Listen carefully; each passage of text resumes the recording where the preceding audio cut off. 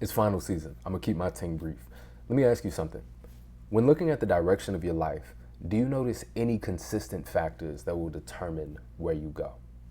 Perhaps it is habit, how you end your days or start your mornings. Perhaps it is diet. When you eat well, you feel well, you look well, you perform well. Or perhaps it is social circle. Do you perhaps notice that the people you spend the most time around, that you have the closest social connection to, you feel connected to them in your heart place, tend to heavily dictate the direction that you go? Now, firstly, it's not a one size fits all, where one thing determines everything for you. But I want to talk about that third piece first and foremost. Now, you'll notice if you look at my channel that there were periods of brief consistency, but over the last month or two, there's been nearly no videos. Now, to be completely honest with you, during the times I was consistent, I was pretty heavily surrounded by Christian community. At least relatively speaking. I spent most of my time with God-fearing individuals who had no problem speaking about godly things. But over the last 2-3 months, that's flipped. Where for borderline the entirety of my day, there's no mention of God, at least by the people I'm around. Where I may spend 2 hours alone the entire time I'm awake, which is potential time I could get in the Word on my own. But other than that, there is no Christ nourishment. And I couldn't help but notice, in this time, I went a long way. But unfortunately, I went the wrong way. It was only emphasized to me the most when very recently I found myself in a situation where an attractive woman who I had emotional attachment to began to make sexual advances on me. Now, I'm personally trying to save myself for marriage. So in this instance, I am presented with a seemingly wonderful opportunity to my flesh, but a horrible opportunity to my spirit. And in this instance, for some reason, I did something I have never done before. I walked away. You know, that sounds like the right answer, but it had never come across me in my mind that something that seemed like the right thing to do so simply would ever be done, because I always thought it was so difficult. But I didn't walk far. I literally walked about 10 feet away from them. I pulled out my phone and I pondered, who should I call? It was in a group situation, so it wasn't super awkward. And I knew that depending on who I called would determine my follow-up approach. I had worldly friends. I was thinking if I called them, they would encourage me. You know, it's time for you to get active. The sooner you start, the better you get, the more opportunities you'll have, the more fun it'll be. Or I could call some of my more godly brothers who may encourage me to flee from sexual immorality. But that literally the next phone call that I made would determine my follow-up steps. Now, fortunately enough, I did call one of my godly brothers, and he simply encouraged me, George, you know what you must do. If I was you, I would get in my car and drive home. Relatively extreme, I did not do that, but I kept my distance for the rest of the night. That one call determined my direction. In modern day, we find ourselves presented with this fun meme, 100 men versus one gorilla. Who could possibly win? A gorilla, super strong, one swing, they're saying it could take off a man's head.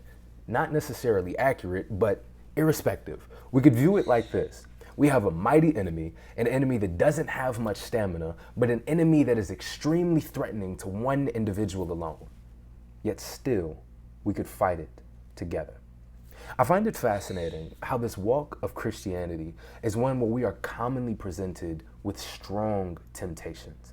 Temptations that can knock us out with a single swing. Temptations that we stand no chance against alone.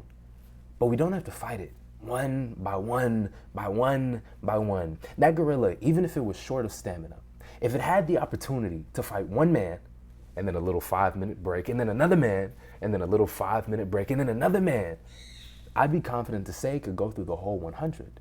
But if it's just 100 piling on top of that gorilla, I think we have a pretty reasonable chance. Now, this becomes a question of what might accountability for the Christian even look like. Now, there's several verses that we could look at. Let's start with Matthew. Matthew 18, verses 15 to 17. If your brother or sister sins, go and point out their fault, just between the two of you. If they listen to you, you have won them over. But if they will not listen, take 1 or 2 others along, so that every matter may be established by the testimony of 2 or 3 witnesses. If they still refuse to listen, tell it to the church. And if they refuse to listen, even to the church, treat them as you would a pagan or a tax collector. You know, we see in Proverbs 27:17, as iron sharpens iron, so one person sharpens another. And I personally find myself in an educational position. And I've noticed that while you're teaching, you can fairly decently judge the energy of the classroom. But it's only when another teacher is sitting on the side, both observing you as well as the classroom, that they begin to see when there are disconnects.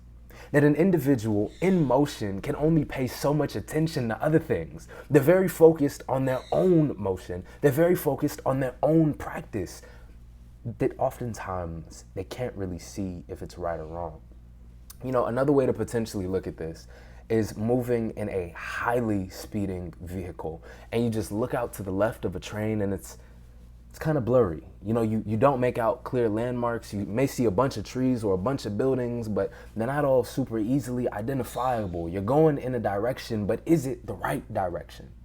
It requires for a third party outside of that train who can see the whole situation to properly tell you, are you going the right way? Where are you? Where are you heading? Where did you come from? And this can oftentimes be the power of accountability, that we alone can make mistakes and not even realize we're doing so. We can be drowning deep underwater and somehow still believe we have oxygen to breathe. It is only when we have another peer to help us out that things become a lot clearer, a lot more tangible and digestible. Hear me out. One of my favorite sayings is, does a fish know that it's wet? And the answer being, not until you take it out of water.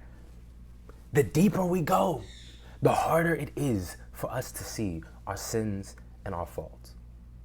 And if we're not around people who can catch us early, even if they notice us late, it's going to be a lot harder to do. We may not want to change at all.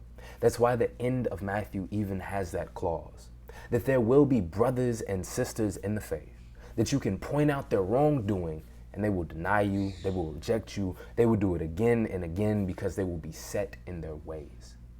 That individual, we cannot change. But there will be a plethora who are not that far gone, a plethora who we can change, who we can sway, who we can help one another.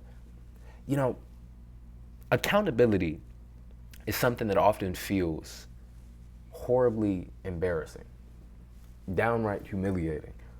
You mean to tell me I have to come before this person? Feels like judgment. Tell them my mistakes, tell them my faults, my shortcomings, tell them I need help. Yes, 100%. Because you can only be healed when you first consult the doctor. The doctor oftentimes doesn't seek you out. You go to the doctor, they give you the diagnosis, the medicine, the treatment, and you go on your way. But even a doctor, if you wait too long, sometimes things become incurable or requires a highly intrusive surgery. Man, forget all the analogies. The point is, we as Christians find ourselves consistently day by day in dangerous territory that can numb our senses and lead us to do things that we otherwise would have never considered doing. And oftentimes, it's not just one day that causes the outcome. You don't eat the fruit the same day that you plant the tree. Instead, it is our continued involvement in these spaces that causes us to become numb, to see it as normalized, and ultimately we end up doing things we never would have considered.